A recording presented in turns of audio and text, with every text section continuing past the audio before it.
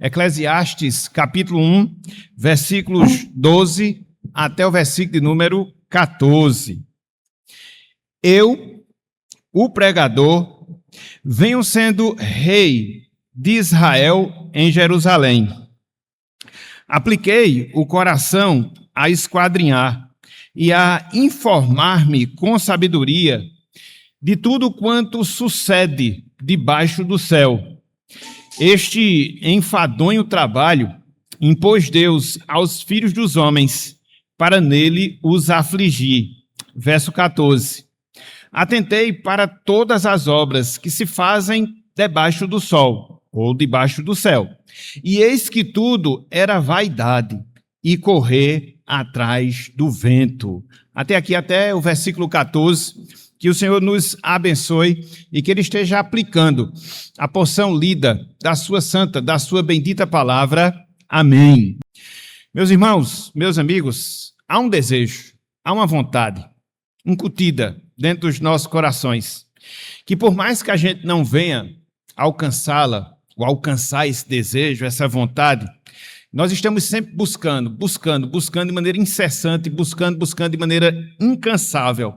E talvez você esteja a se perguntar, a se indagar, qual seria esse desejo, qual seria essa vontade, que muito embora seja inalcançável, a gente esteja sempre disposto a obter e obter em nossas vidas.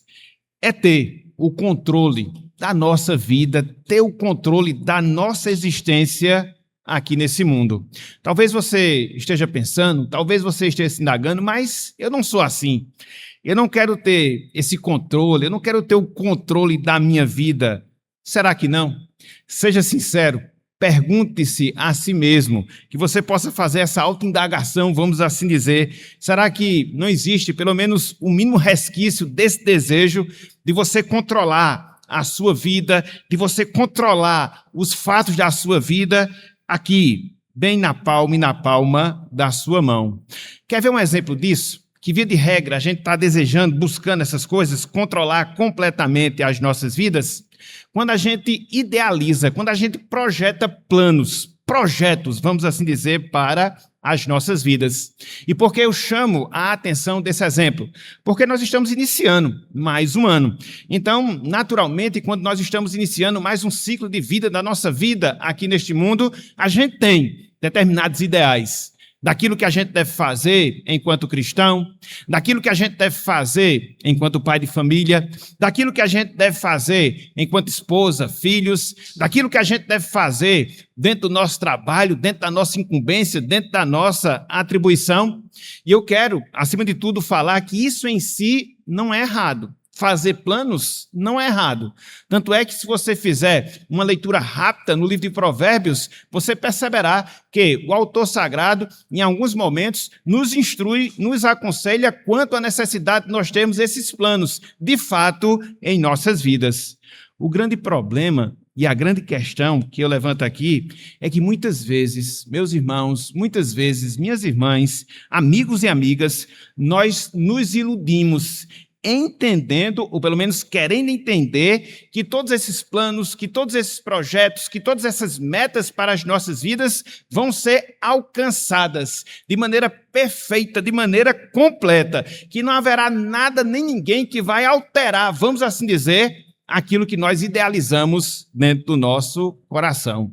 E agora você já se identifica com uma pessoa assim, que procura incansavelmente, que procura continuamente controlar a sua vida, às vezes em coisas que não são tão perceptíveis, mas esse desejo acaba sendo ou estando incutido no nosso coração?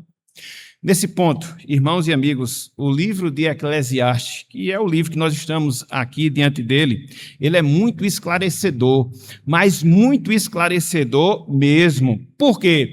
Porque o livro de Eclesiastes, ele vem em nosso auxílio mostrando a vida como ela é, usando uma expressão aí que às vezes as pessoas usam de maneira nua e crua. O livro de Eclesiastes, ele tem essa finalidade de nos mostrar claramente como é e é a nossa vida.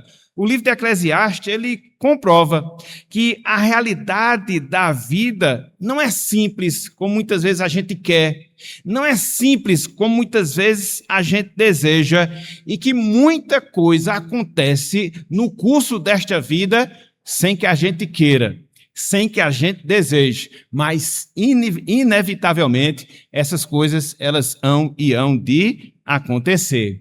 Antes da gente entrar propriamente dito no tema que a gente vai considerar na noite de hoje, eu queria chamar a atenção para o título do livro Eclesiastes, que nós temos em nossas Bíblias.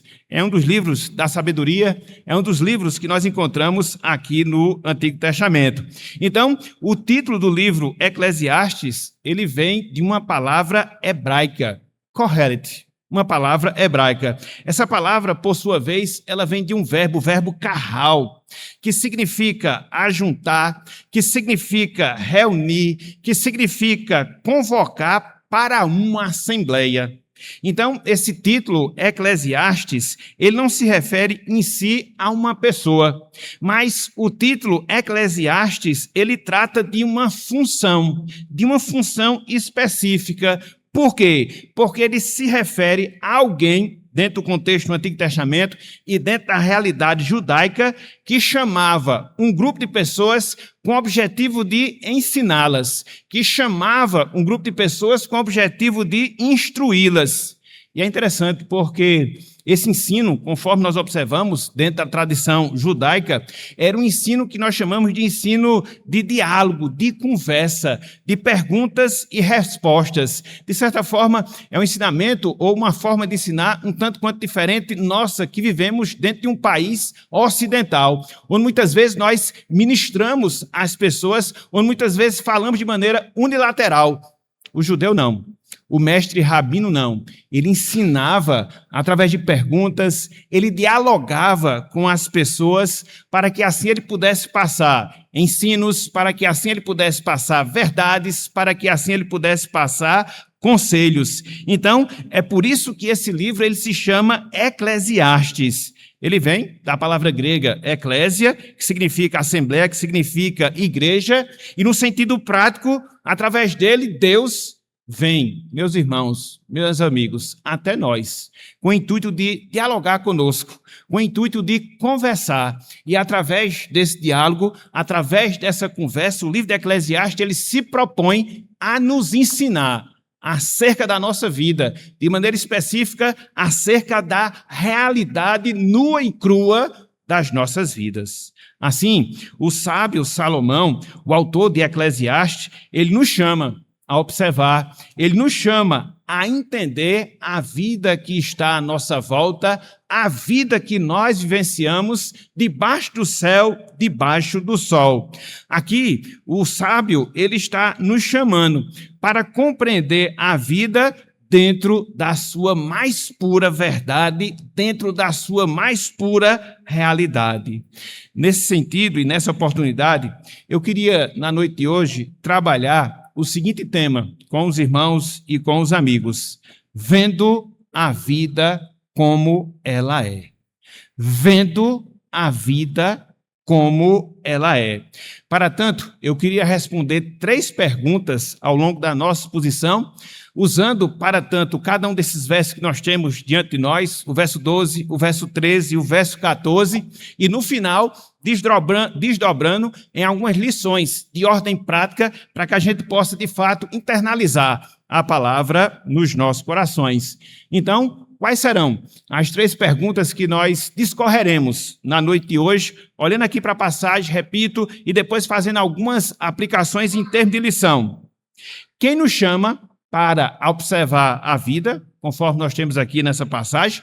A primeira pergunta. A segunda, o que ele observou na vida? Será a segunda pergunta que a gente também vai encontrar resposta aqui nesse texto. E, em terceiro lugar, qual é a conclusão, ou qual foi a conclusão a que ele chegou observando a vida? Então, são 3 perguntas que nos dão esclarecimento e nos faz entender a vida como ela é. Quem nos chama para observar a vida? Como ele observou a vida? Qual a conclusão a que chegou observando a vida? Então, vamos seguir aqui nesse roteiro, vamos olhar aqui para o texto sagrado, vamos ver aquilo que Deus ele há de nos ensinar na noite de hoje com esse tema, vendo a vida como ela é. Em primeiro lugar, quem nos chama para observar a vida? Olha aí o versículo 12, Eclesiastes, capítulo 1, versículo 12. Diz o seguinte: eu, o pregador, venho sendo rei de Israel em Jerusalém. Eu, o pregador, venho sendo rei de Israel em Jerusalém. Aqui nesse texto, nós encontramos mais uma vez o escritor sagrado se apresentando como o pregador, o Kohelet, o mestre, o sábio, o ensinador e o rei. No caso específico, o rei que tinha o seu trono na cidade de Jerusalém. Por que eu digo que aqui nesse verso 12, o autor sagrado está fazendo uma segunda apresentação? Porque se você voltar a sua atenção para o versículo 1, logo na abertura do livro, ele faz essa mesma apresentação que nós encontramos aqui no versículo 12. Então, é uma repetição da apresentação que o autor faz de si mesmo. Veja só, se no versículo 1, as palavras elas não são bem semelhantes à que nós encontramos aqui no versículo 12. Ele diz, palavra do pregador, filho de Davi, rei de Jerusalém. Então, aqui, repito, o autor sagrado está fazendo uma segunda apresentação de si, entregando novamente o seu currículo, vamos assim dizer. E talvez você pense, talvez você considere, mas por que será? Por que será que ele está fazendo isso? Ora, o autor sagrado ele tem aqui uma finalidade, ele tem aqui um objetivo. Ele quer apresentar as suas credenciais. Ele quer se mostrar como alguém que é capacitado, como alguém que entende, como alguém que é sábio, e por isso tem todas as credenciais possíveis de tratar de todos os assuntos que ele tratará ao longo de todo o seu livro, no seu sentido específico dos assuntos relacionados à nossa vida aqui neste mundo, a nossa vida cotidiana. Então, a gente vê ele se apresentando pelo menos de duas formas, aqui no versículo 12 e também no versículo 1. Em primeiro lugar, ele se apresenta como um pregador, um Kohelet, conforme nós vimos agora há pouco na nossa palavra introdutória. Ele era um mestre, ele era um sábio, ele era alguém que se colocava na posição de sábio, que havia experimentado a vida, que havia pensado profundamente sobre a vida e que agora desejava transmitir os ensinamentos e os aprendizados que ele havia adquirido ao longo de toda a sua vida. Então, o que nós temos aqui é a voz. O que nós temos aqui são as palavras de um mestre que fala para todos, para que assim eles possam entender o verdadeiro sentido da vida, o verdadeiro sentido da existência humana. Então, é assim que ele se apresenta. Ele se apresenta, em primeiro lugar, como um pregador, um mestre, um Kohelet. Mas não só isso. Em segundo lugar, ele se apresenta como rei. O autor sagrado aqui, que é Salomão, ele detinha, irmãos e amigos, a posição máxima em Jerusalém.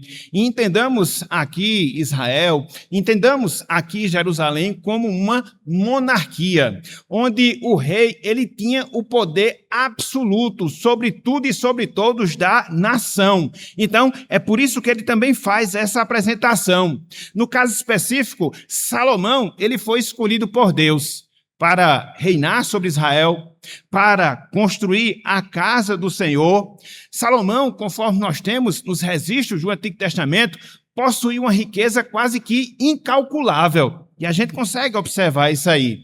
Em termos de mulheres, conforme o texto bíblico também nos ensina, ele possuía mais de 1000, ou seja, era um harém muito grande.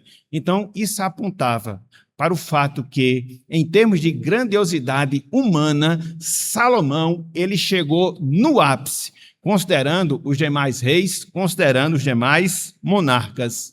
E tudo isso aqui nos ensina um fato, ou seja, o sábio que nos escreve aqui, inspirado por Deus, ele tinha, meus irmãos, ele tinha, meus amigos, plena autoridade para falar sobre a vida e para falar aquilo que nós podemos experimentar ao longo dessa vida aqui neste mundo. Salomão, quando fala e fala como rei, Salomão, quando fala e fala como pregador, ele não era alguém desprovido de recursos dessa vida. E pelo fato de ser pobre em termos materiais, reclamava da vida, reclamava das circunstâncias, reclamava das situações. Não, muito pelo contrário. Salomão não era alguém que vivia à margem da sociedade, não. Salomão era alguém que vivia dentro da sociedade. Ele tinha poder, ele tinha autoridade, ele tinha acesso, ele tinha, em termos humanos, tudo aquilo que desejava. Não era pouca coisa, meus irmãos. Não era pouca coisa, meus amigos. Muito pelo contrário. Salomão, ele fala como alguém que teve tudo, absolutamente tudo na vida. Ele teve sabedoria, ele teve riquezas, ele desfrutou prazeres, ele conquistou realizações, ele vivia em palácios, ele tinha servos e servas à sua disposição.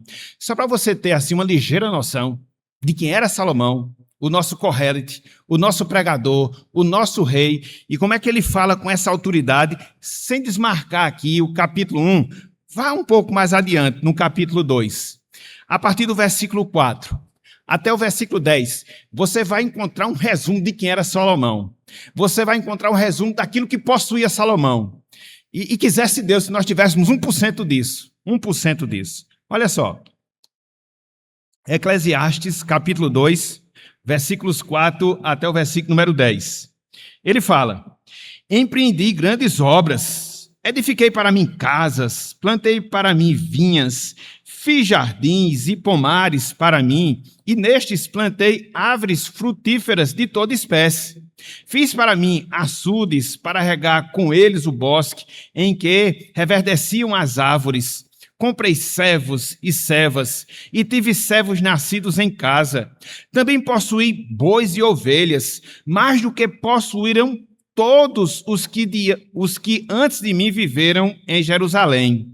Amontoei também para mim prata e ouro, e tesouros de reis e de províncias. Provi-me de cantores e cantoras, e das delícias dos filhos dos homens, mulheres e mulheres. Engrandeci-me e sobrepujei a todos os que vieram antes de mim em Jerusalém. Perseverou também comigo a minha sabedoria. Verso 10, olha só. Tudo quanto desejaram os meus olhos, não lhes neguei, nem privei o coração de alegria alguma, pois eu me alegrava com todas as minhas fadigas, e isso era a recompensa de todas elas. Então, alguém que tinha tudo, absolutamente tudo, por isso, Salomão, ele era lúcido, bastante lúcido, para falar a realidade da vida. A sua voz, ela ecoa como um alerta para cada um de nós, que estamos ouvindo a palavra de Deus na noite de hoje. E que alerta é? Irmãos, amigos, mesmo o melhor dessa vida é insuficiente para dar sentido ao coração humano. Aprenda isso. Guarda essa verdade na sua mente. Guarda essa verdade no seu coração.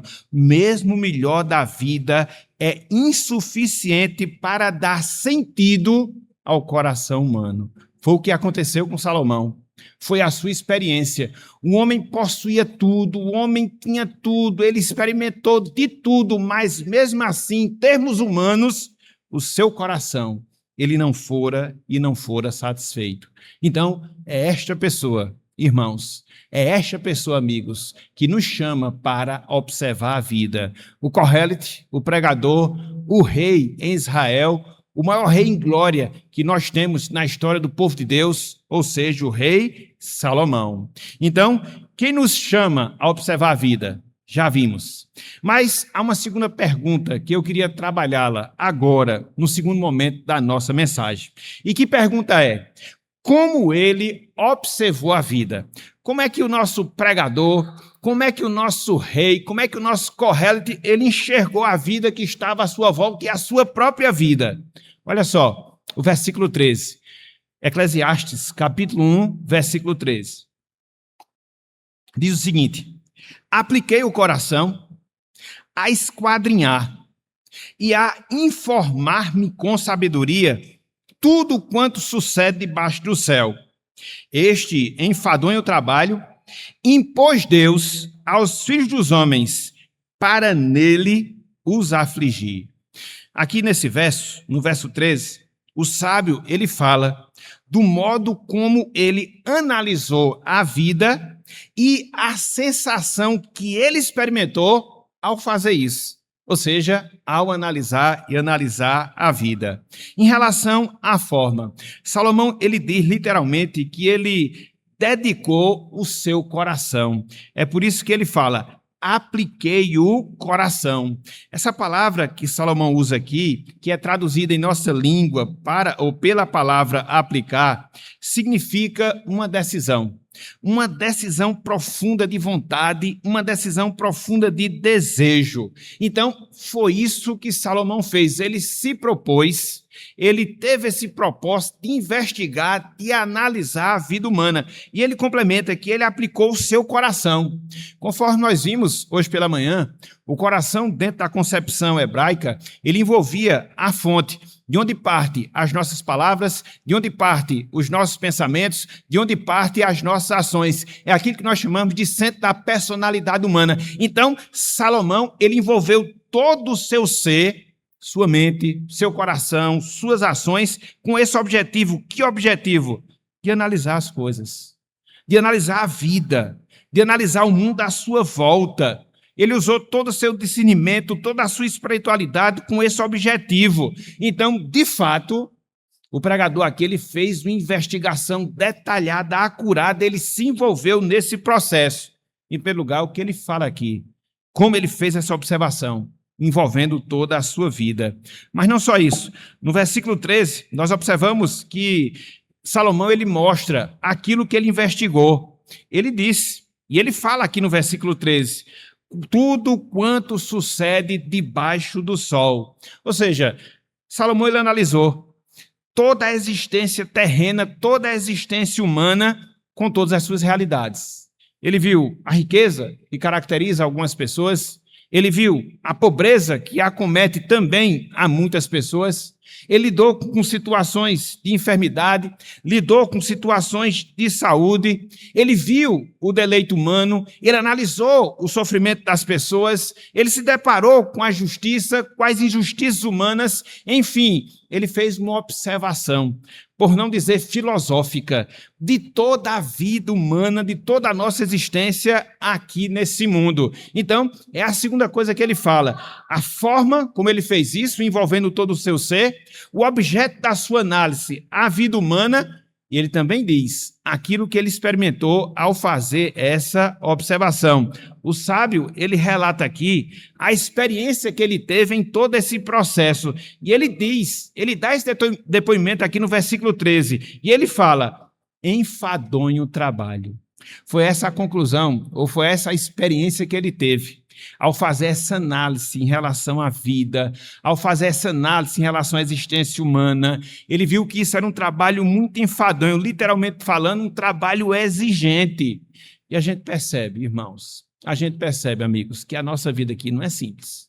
A vida, ela não é simples. Há coisas que acontecem que a gente não entende. Há coisas que não acontecem que também a gente não entende. Às vezes é difícil a gente formatar a nossa vida e colocar dentro de uma fórmula em que a gente possa explicar de forma específica tudo aquilo que sucede conosco. Não. Muitas vezes amanhecemos saudáveis e nesse mesmo dia nós anoitecemos enfermos. Como é que se explica isso? Como é que se explica isso? Muitas vezes a gente faz tudo aquilo que é certo em termos humanos e aquilo que a gente faz não logra êxito. Aquilo que a gente faz não dá certo, aquilo que a gente faz não vai para frente. E muitas vezes a gente fica se perturbando, mas por que isso? A vida é difícil de ser entendida. A vida é complexa de ser compreendida. Então, foi por isso que Salomão ele chegou a essa conclusão que esse é um trabalho muito árduo, é um trabalho muito enfadonho, é um trabalho muito cansativo. Essa foi a experiência que ele teve. Veja, ele se aplica, ele se envolve no processo de entender a vida. Veja que ele procura entender tudo aquilo que acontece na vida humana e a experiência que ele tem em todo esse processo é esse cansaço físico, mental e espiritual dada justamente a análise que ele fez quanto a essa vida. Isso aqui nos ensina um princípio, isso aqui nos ensina uma verdade. A compreensão da vida, irmãos e amigos, é uma tarefa difícil. A compreensão da vida é uma tarefa exigente. Ela não combina com a realidade que a gente vive hoje, onde tudo já vem pronto, onde existem as fórmulas mágicas, onde muitas vezes as pessoas dão o conselho de determinados passos, passo 1, passo 2, passo 3, e se você fizer tudo isso, vai dar certo. Às vezes não. Na verdade, muitas vezes não. E quando não dá certo, a gente se desespera. Quando não dá certo, a gente se entristece. Quando não dá certo, a gente se abala. Por quê? Porque muitas vezes a gente não tem a visão que Salomão tinha dessa vida, da sua dificuldade, da sua complexidade. Foi por isso que Salomão fez isso. Ele se propôs a ver a vida, a analisar a vida como ela é. E ele chegou à conclusão que essa não é uma tarefa fácil. Então, veja, no primeiro momento, a gente vê quem nos convida a observar a vida, o pregador, o rei em Israel. No segundo momento, a gente acabou de observar como ele fez isso, ou seja, o processo que ele utilizou e a sensação que ele teve ao realizar esse processo. Mas há uma terceira pergunta que eu queria trabalhá-la para que a gente pudesse seguir adiante na nossa mensagem. Ou seja, qual foi a conclusão a que chegou o sábio pregador observando a vida? Qual foi a conclusão? Qual foi o entendimento que ele teve? Olha só, o versículo 14. Eclesiastes, capítulo 1, versículo de número 14. Diz o seguinte: atentei para todas as obras que se fazem debaixo do sol. E eis que tudo era vaidade e correr atrás do vento. Então, após as suas observações sobre a vida, o pregador, o rei de Israel, ele chegou a uma conclusão devastadora, por não dizer desanimadora. Ele chegou à conclusão que tudo é vaidade. Essa palavra aqui, vaidade, que Salomão usa, ela tem um significado bem interessante dentro do seu conceito original. Literalmente falando, a palavra vaidade aqui significa névoa, significa vapor, significa sopro. A expressão que ela pode ser entendida também como a questão de você entender que tudo é passageiro, que tudo passa rápido, que você não pode controlar. Não é assim que acontece com o vento? Você não pode controlar o vento. Teve algumas pessoas até que tentaram estocar vento, mas a gente sabe que, fisicamente falando, isso é impossível. Então, foi a conclusão a que chegou Salomão em relação à vida. Quando ele diz aqui que tudo é vaidade, tudo é correr atrás do vento, ele está nos mostrando justamente isso. Da mesma forma que o vento não pode ser contida, a nossa vida, ela não pode ser controlada. A nossa vida, ela não pode ser entendida e vivida da maneira como a gente quer, da maneira como a gente deseja, da maneira como a gente planeja para ela. Não. Acontece N fatores que muitas vezes muda completamente aquilo que a gente vive, aquilo que a gente deseja viver, aquilo que a gente pensa em relação à nossa vida. Então, o pregador aqui, ele não está negando aquilo que nós chamamos de valor da existência terrena. Não. A vida humana tem o seu valor. A nossa vida aqui deste mundo tem o seu valor. Agora, a gente tem que partir do pressuposto que a gente não pode controlar nada nesta vida. É a mesma forma de você querer controlar o vento, de você poder conter o vento. Você não pode. Semelhantemente é a nossa vida. As coisas vão acontecer que nem esperaremos. As coisas vão acontecer que a gente nem vai aguardar e que vai mudar completamente o curso da nossa vida. E muitas vezes a gente não se prepara para isso. Muitas vezes a gente pensa que vai viver sempre um mar de rosas, que não haverão dificuldades, que não vai haver luto, que não vai haver enfermidade, que não vai haver dificuldades, que não vai haver tribulação. E não, meus irmãos, e não, meus amigos, essas coisas elas vão acontecer naturalmente na nossa vida e elas vão distorcer tudo aquilo que a gente idealizou como perfeito para que a gente possa viver aqui neste mundo. Olha só, um um versículo um pouco mais adiante, no versículo 17. Olha só o que Salomão ele fala aqui. Olha só, dessa sua observação e da, entre aspas, frustração que ele tem aqui. Ele diz, versículo 17, apliquei o coração a conhecer a sabedoria e a saber o que é a loucura e o que é a estutícia. E vim a saber que também isto é correr atrás do vento. Por mais que ele tivesse obtido sabedoria, por mais que ele tivesse obtido conhecimento, no caso o rei Salomão, ele não teve o controle da sua vida.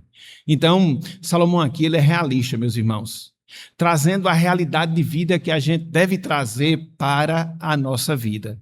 Muitas vezes a gente pensa que é obrigatório para nós vivemos uma vida sem dificuldade, vivemos uma vida sem mudança, vivemos uma vida sem alteração nesta vida, e não. E a gente fica sempre com esse ideal, a gente fica sempre com esse pensamento, e quando as coisas não dão certo, a gente se frustra, a gente se entristece, a gente se abala, a gente murmura, a gente acaba muitas vezes até mesmo pecando contra o Senhor. Por quê? Porque a gente tem sempre essa ilusão. Tudo o que eu quero, tudo o que eu planejo vai dar certo. Parece até a confissão positiva da teologia da prosperidade, mas não é assim, não é assim. Não é assim. E tudo isso aqui nos ensina mais um princípio que jamais a gente deve esquecer, que jamais a gente deve considerar na nossa vida. Ou seja, a nossa vida, ela só faz sentido quando Deus se faz presente na nossa vida. Essa foi a finalidade em Salomão escrever o livro de Eclesiastes. Quando ele é real, conforme nós estamos vendo, e ele começa a tratar das coisas, da realidade da nossa vida, mostrando a dureza, mostrando que a gente não vai ter controle sobre os fatos e acontecimentos da nossa vida. Ele não está dizendo que a gente deve ter uma visão extremamente pessimista e uma vida sem sentido, não. Mas ele quer mostrar que essa vida que a gente vive, ela só tem sentido quando a gente entende que Deus está por trás da história da vida de cada um de nós. Que dentro da sua soberania, que dentro da sua providência, Deus ele vai nos conduzindo para determinadas experiências, para determinadas situações, que muitas vezes, à primeira vista, não são positivas, mas que acabam sendo utilizadas por Deus para trabalhar o nosso caráter, para aperfeiçoar a nossa fé, para nos tornar cada vez mais parecidos com Jesus Cristo. E, infelizmente, a gente só consegue ter essa percepção depois de muito tempo que passa a situação. A gente não consegue enxergar que Deus ele é soberano, que Deus ele é providente e que tudo quanto se dá na nossa vida nunca será obra do acaso. Porque acaso não existe. O acaso não existe. Existe um Deus, sim, soberano. Existe um Deus que guia a nossa história. Existe um Deus que faz com que todas as coisas, no dizer de Paulo, coopere para o nosso bem. E é essa visão que a gente vai ter em relação à vida. A vida é instável? É. A vida é difícil? Sim. A vida é complexa? Sim. Mas quando nós temos o olhar de Deus e o entendimento que Deus está por trás da nossa vida nos conduzindo, a gente percebe que todas as dificuldades, que todos esses problemas, eles são utilizados de maneira sábia e santa pelo nosso Deus para melhorar a nossa vida em termos espirituais e para nos aproximar cada vez mais do Senhor. Então, é assim que a gente deve observar a vida. Com as suas dificuldades, com os seus problemas, com as suas contrariedades, sim, mas enxergar que, acima de tudo, Deus, ele conduz e conduz a vida de cada um de nós. Olhem só o que Salomão fala em relação a isso no final do livro. Adianta um pouco aqui. Eclesiastes, capítulo 11, versículos 9 e 10, e depois o versículo 12. Ele nos mostra que a gente deve viver a vida, o sábio Salomão nos ensina, experimentando de todos os benefícios que Deus nos dá nessa vida. A comida, a bebida, o trabalho, os relacionamentos, a gente deve aproveitar tudo, absolutamente tudo, contudo, tendo a noção de que a gente deve ver todas essas coisas como dádivas de Deus e experimentá-las para a glória do seu nome. Olha só o que ele fala, Eclesiastes, capítulo 11, versículos 9 e 10 e o versículo 1 do capítulo 12. Ele diz: alegra-te, jovem, na tua juventude, e recreie-se o teu coração nos dias da tua mocidade. Anda pelos caminhos que satisfazem ao coração e agrada aos teus olhos.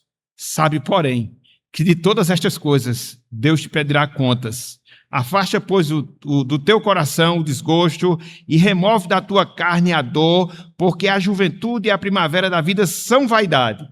E ele conclui, versículo 1, capítulo 12. Lembra-te do teu Criador nos dias da tua mocidade. Então, é o convite que Deus nos faz. Vivamos essa vida instável, sim. Vivamos essa vida difícil, sim. Mas vivamos essa vida aproveitando as dádivas que Deus nos dá na sua presença e para glorificar o seu nome. Então você tem o chamado, ou a pessoa que nos chama para observar essa vida. Você encontra a maneira como ele observou essa vida e também você encontra a conclusão a que ele chegou a observar essa vida. E como é que a gente pode concluir a nossa mensagem? Ou seja, Salomão, ele confirma a complexidade e a instabilidade da vida. A nossa vida é complexa, é difícil, a nossa vida é instável. Ela muda rapidamente, completamente, em fração de segundos. Nem por isso a nossa vida é ruim. A gente deve vê-la como uma coisa ruim, não. Quando nós temos a noção, não só da presença, mas também quando nós temos a noção da providência de Deus da nossa vida. Por mais que seja desafiante, irmãos e amigos, compreender a nossa vida é um dos desafios que Deus ele deixou para cada um de nós. Então, quando a gente aprende isso, quando a gente guarda essas verdades no nosso coração, existem algumas lições que a gente pode aprender e que eu queria destacá-las nesse momento final da nossa mensagem.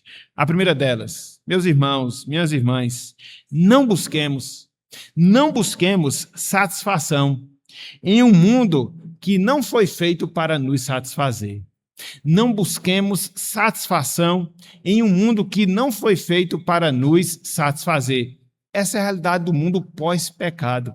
A gente não pode se alegrar neste mundo. A gente não pode se satisfazer neste mundo como se ele fosse um fim em si mesmo. Eu tenho meu emprego. Eu tenho a minha família. Eu tenho meu negócio pronto. Então eu sou uma pessoa feliz. Não. Isso é um produto do mundo. E esse mundo, depois do pecado, ele não foi feito para proporcionar alegria. Perceba que você encontra aqui uma pessoa que dá o seu testemunho pessoal que tinha tudo, absolutamente tudo. Mas a conclusão a que ele chegou é que era essa vida, tudo era vaidade. Tudo era correr atrás do vento. Era inútil. Então, por mais que a gente possa possuir, por mais que a gente venha adquirir, por mais que a gente possa viver, por mais que a gente possa experimentar nesse mundo, a gente deve ter essa percepção. A nossa satisfação não vem dele. Isso é tão importante, meus irmãos.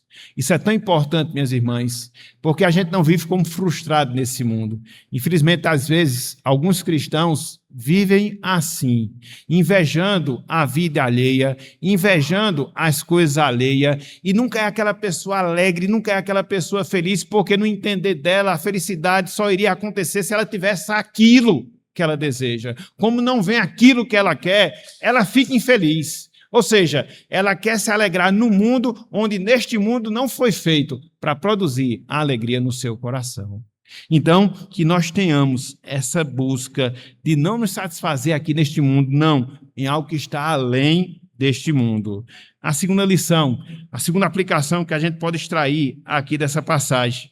Se a nossa vida, no dizer de Salomão, debaixo do céu, debaixo do sol, ela é sofrida, ela é difícil, ela é complexa, o que cabe a nós, meus irmãos? O que cabe a nós, minhas irmãs? Ansiarmos pela vida que está acima do sol. Ansiarmos pela vida que está acima do céu. Afinal de contas, nós não vamos viver nessa vida eternamente. Existe um outro mundo, existe uma outra realidade espiritual que nos aguarda na eternidade. E no dizer de Paulo, é infinitamente melhor do que a nossa existência terrena. Então, a nossa vida é difícil? Sim. A nossa vida é complexa? Sim. E isso é importante para quê? Para que a gente possa desejar a nossa outra vida. Para que a gente possa desejar a vida que Deus reservou para nós e que Cristo foi organizá-la e que virá nos buscar para que nós possamos experimentá-la e assim estarmos eternamente na presença do Senhor. Esta vida, irmãos e irmãs, não é o fim para o cristão. Nós não fomos feitos para viver em termos indefinidos nesse mundo, não. Nós fomos feitos para viver eternamente no mundo por vir, nos novos céus, nas novas terras, onde habita a justiça, onde habita a santidade, onde Deus estará lá, onde nós estaremos desfrutando da presença santa de Jesus Cristo. É para lá que nós fomos feitos. Então, nós devemos ansiar esta vida. A terceira lição: recebamos essa vida como dádiva de Deus e que a gente possa viver essa vida com todas as suas dificuldades, com todos os seus benefícios. Meus irmãos, minhas irmãs, como a gente precisa ter esse entendimento em relação à nossa vida.